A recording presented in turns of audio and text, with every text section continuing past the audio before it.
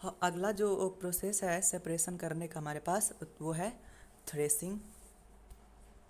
हमारे पास वो है थ्रेसिंग का। थ्रेसिंग का मतलब होता है कोई भी सबस्टांस, जैसे कि ग्रेन्स का जो पौधा होता है, अनाज का जो पौधा होता है, उसको हम लोग क्या करते हैं, हाथ में ले करके उसको पीटते हैं ताकि उसमें से जितने भी अनाज है सब सेपरेट हो जाए। देखिए इसमें पढ़ते हम लोग आगे। You must have seen bundles of wheat और paddy stalks lying in fields.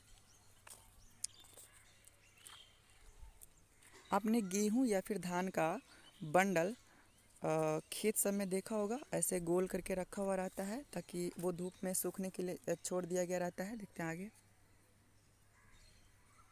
Harvesting the crop, यानी कि फसल की कटाई करने के बाद गेहूं या फिर धान का जो पौधा होता है उसको हम लोग खेत में कुछ दिनों के लिए छोड़ देते हैं ताकि उसमें धूप लगे और ग्रेन्स को सेपरेट करना हमारे लिए आसान हो जाए। Stalks are dried in the sun before the grain is separated from them, यानी कि जितने भी स्टॉक्स होते हैं, यानी कि ग्रेन्स का, अनाज का जो डंडी होता है, यानी कि पौधा होता है, उसको हम लोग धूप में सूखने के लिए छोड़ देते हैं अनाज को सेपरेट करने से पहले। Each stocks has many grain seed, सभी स्टॉक में बहुत सारे अनाज के दाने अटैच्ड होते हैं। Imagine the number of grain seeds in hundreds of bundles of stock lying in the field. Imagine करिए 100 बंडल स्टॉक्स में कितने सारे ग्रेन्स होंगे, कितना सारा अमाउंट में, कितना सारा संख्या में ग्रेन्स होंगे, इमेजिन करिए। How does the farmer separate grain seeds from those bundles of stock, यानी कि फार्मर किसान लोग कैसे इस ग्रेन्स को सेपरेट करते हैं, ये स्टॉक्स के जो बंडल होते हैं, यानी कि डंडी के जो पौधे के जो बंडल होते हैं, इसमें से अनाज को कैसे सेपरेट करते हैं किसान लोग, उसके बारे में हम लोग देखते हैं आगे। वन में पलक मैंगोज और गावाज फ्रॉम द ट्री, एक के लिए काम करना बहुत ही आसान होगा, जैसे कि मैंगोज हमें तोड़ने हैं, पलक करने हैं, क्योंकि इसका साइज़ बड़ा है, एक दो अमाउंट में से कुछ तोड़ना होगा तो हम उसको आसानी से पेड़ से तोड़ सकते हैं। But grain seeds are much smaller than mangoes और गावास, लेकिन ग्रेन का जो सीड होता है, अनाज का जो दाना होता है, मैंगोज और गावास की अपेक्षा बहुत ही छोटे होते हैं। So plucking them from their stalks would be impossible, तो उसके स्टॉक से ग्रेन्स को तोड़ना या फिर प्लक करना ये इम्पॉसिबल होगा, आसान नहीं होगा, हमारे लिए नहीं, संभव ही नहीं हो सकता।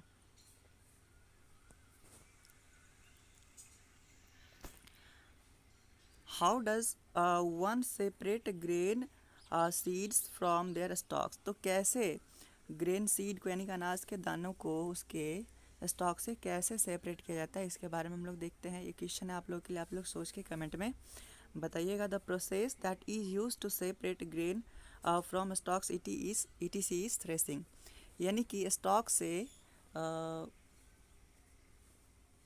ग्रेन को सेपरेट करने का जो प्रोसेस होता है उसको हम लोग थ्रेसिंग कहते हैं। ध्यान रखिएगा स्टूडेंट्स, थ्रेसिंग एक ऐसा प्रोसेस है जिसमें किसान लोग क्या करते हैं, ग्रेन्स को स्टॉक से सेपरेट करते हैं।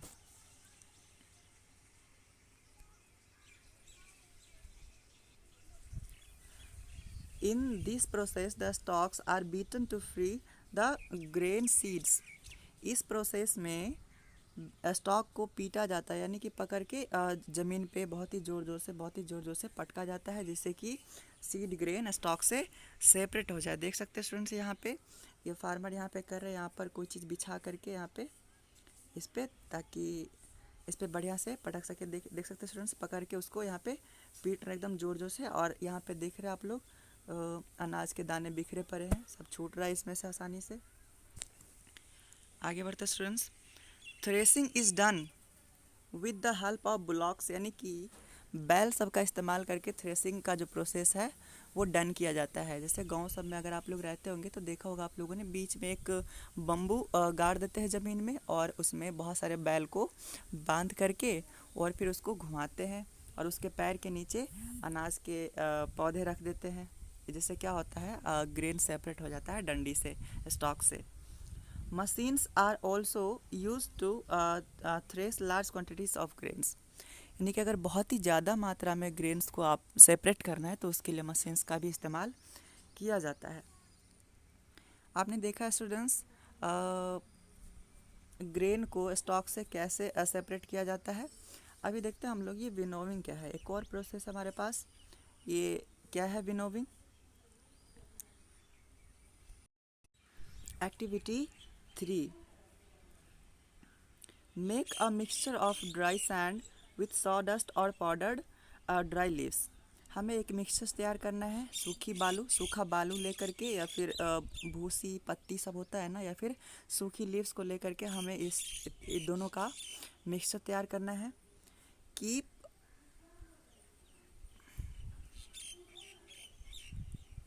This mixture on a plate और अ न्यूज़पेपर। अब इस मिक्सचर्स को हमें क्या करना है, तो एक प्लेट में रख देना, या फिर न्यूज़पेपर पर रख देंगे। Look at this mixture carefully. अब इस मिक्सचर्स को आप लोग ध्यान से देखिए। Can the two different components be made out easily. क्या ये दोनों कंपोनेंट्स जो हमने मिक्स किया है इसको सेपरेट करना आसान होगा। Are the size of particles of the two components similar. क्या दोनों पार्टिकल्स यानी दोनों जो कंपोनेंट्स हमने मिक्स किया है उसका साइज सेम है। Would it be possible to separate the components by hand picking. क्या इस कंपोनेंट्स को हैंड पिकिंग के माध्यम से सेपरेट करना संभव होगा। देखते हैं आगे students.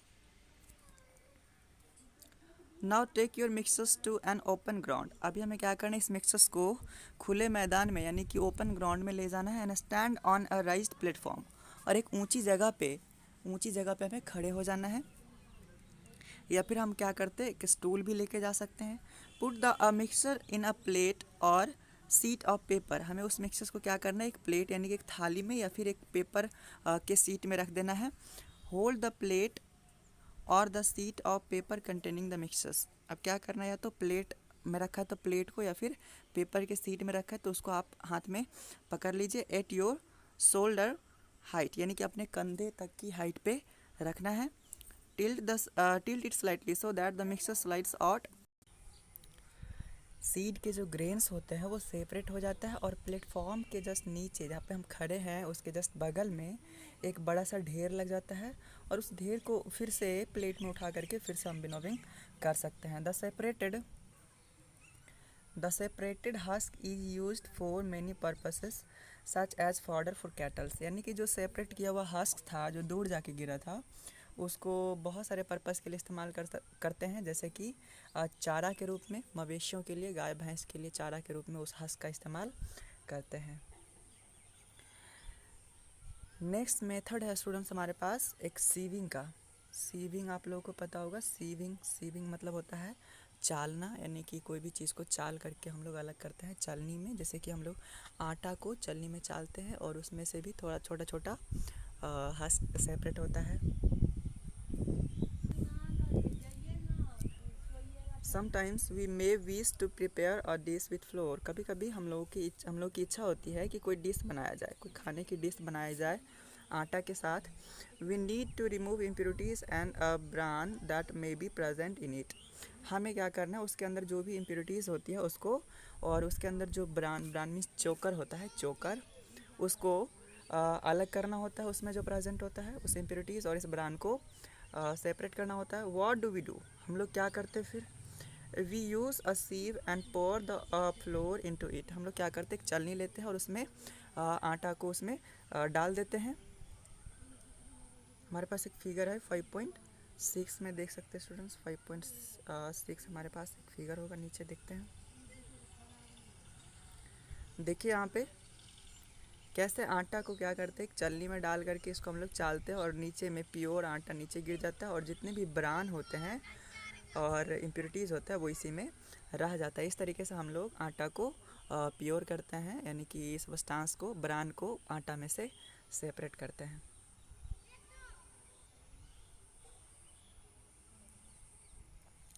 Sieving allows the fine flour particles to pass through the holes of the sieve while the bigger impurities remain on the sieve.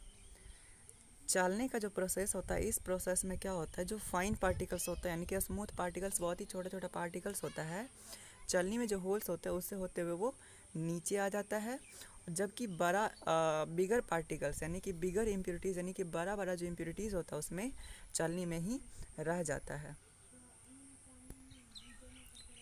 In a flour mill यानी कि आटे का जो मिल होता है यानी कि गेहूँ पिसाने वाला mill, impurities like husk and stones are removed from wheat before grinding it, यानी कि आटे का जो मिल होता है उसमें पीसने से पहले यानी कि गेहूं को पीसने से पहले ही उसमें से स्टोन्स और जितने भी हस्क होते हैं सबको रिमूव कर दिया जाता है। Usually a bagful of wheat is poured on a slanting sieve।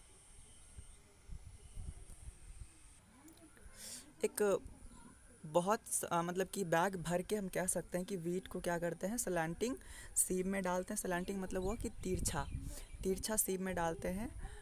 The husk sorry the sieving removes pieces of stones, stalks and husks that may still remain with it after threshing and winnowing। मतलब कि उसमें जो सीव लगे होते हैं वो क्या करता है, इसमें से स्टोन्स को, स्टॉक को, हस्क को सबको रिमूव कर देता है जो कि बच गया रहता है। कौन से समय में, थ्रेसिंग या फिर विनोविंग के समय में जितने भी हस्क स्टोन सब बच गया रहता है उसको ये क्या करता है, रिमूव कर देता है। You may have also noticed similar sieve being used as construction sites। ऐसा ही सीव आप लोगों ने देखा होगा जहाँ पर घर सब बनता है, तो ऐसा ही सीव का इस्तेमाल वहाँ पे किया जाता है। क्या करने के लिए, जो बालू होता है ना उसको चालने के लिए, उसमें से इम्प्योरिटीज़ को हटाने के लिए, या फिर जो पत्थर कंकर यूज़ करते हैं उसको चालने के लिए हम लोग उसका इस्तेमाल करते हैं। देख सकते हैं स्टूडेंट्स, यहाँ पर हमारे पास फिगर है, देख सकते हैं यहाँ पे एक सलांटिंग सीव रखा हुआ है। इसमें क्या करते हैं, यहाँ पर जो हमारा मिक्सचर है उसको हम इसमें डालते हैं, और ये जो फावड़ा है इससे क्या करते हैं, इसको ऐसे ऐसे करते रहते हैं, जिससे क्या होता है, स्मॉलर पार्टिकल नीचे गिर जाता है और बिगर पार्टिकल्स इसी में रह जाता है और दोनों को हम सेपरेट कर पाते हैं। पेबल्स और स्टोन्स को रिमूव किए जाते हैं सैंड से सीविंग के द्वारा।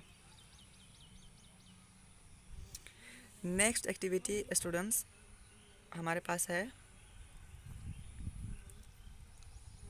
Bring a sieve and a small quantity of flour from home. आपको घर से एक चालनी लाना है और कुछ मात्रा में थोड़ा सा आटा लाना है घर से।